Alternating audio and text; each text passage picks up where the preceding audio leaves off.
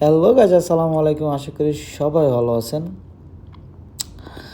আলহামদুলিল্লাহ, আমিও প্রবাস থেকে অনেক ভালো আছি। আপনাদের মাঝে একটা জিনিস শেয়ার করতে যাচ্ছি আর আর দেখাইতে যাচ্ছি। দেখেন, এই যে এত সুন্দর পরিবেশ, এত সুন্দর প্রকৃতি, মানুষগুলা কত শৃঙ্খলাভাবে চলতেছে, চলাফেরা করতেছে, বাট এইগুলো দেখে না অনেক আফসোস হয়। আসলে এগুলো দেখে অনেক আফসোস হয়। তো যে আমাদের দেশটা এরম হইতো, শৃঙ্খলা মানত মানুষে, সব কিছু মেনে মেনে চলতো, তাই আমাগো দেশটা না কত সুন্দর হইতো। আমাদের একটা দেশ, যে আমি আপনাকে বুঝিয়ে কথা বলি, আপনাকে উল্টা বলবে আপনি কে, আপনি বলার কে।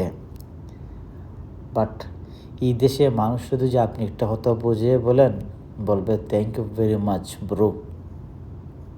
আসলে এই জিনিসটা আমার কাছে না এত ভালো লাগে। এই জন্যই ভিডিওটা আপনাদের উদ্দেশ্যে।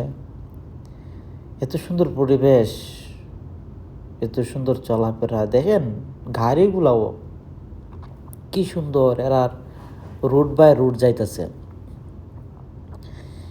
এক লাইন থেকে এক লাইনে যাইতেছে না, নিজের লাইন ধরে রুট চলাফেরা করতেছে। এটা আমার কাছে অনেক ভালো লাগে। এই জন্য আমি জাস্ট আমার ব্যালকনিতে বসে বসে ভাবতেছিলাম, হঠাৎ করে মনে হইল না প্রকৃতিটা একটু ভিডিও করে নেই আর সবার উদ্দেশ্যে কিছু কথা বলি।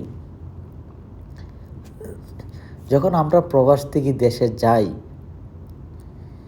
শুধু খালি এয়ারপোর্টে না, ঝাম, কত কিছু, মানে বললে তো শেষই হবে না। তবুও আমার দেশ বাংলাদেশ, আমার সোনার বাংলা, আমি তোমায় ভালোবাসি।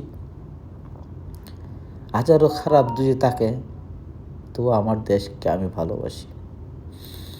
বাট এই ভিডিওটার কারণই হচ্ছে এই যে বাইরের প্রকৃতিটার সুন্দরটা, ওরাও তো মানুষ, আমরা কেন পারি না?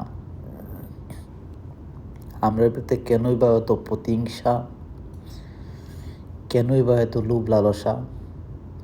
সবাই তো একদিন চলে যেতে হবে এই দুনিয়া ছেড়ে। তো সুন্দরভাবে আমরা বাঁচি, মানুষকে শ্রদ্ধা করি, মানুষকে ভালোবাসি, ফ্যামিলিকে ভালোবাসি, দেখবেন পৃথিবীটা অনেক সুন্দর। তো সবাই আমার জন্য দোয়া করবেন। ভালো লাগলো বিদায়। আর ভিডিওটা ভালো লাগলে সবাই সাবস্ক্রাইব করে দিবেন। ধন্যবাদ সবাইকে।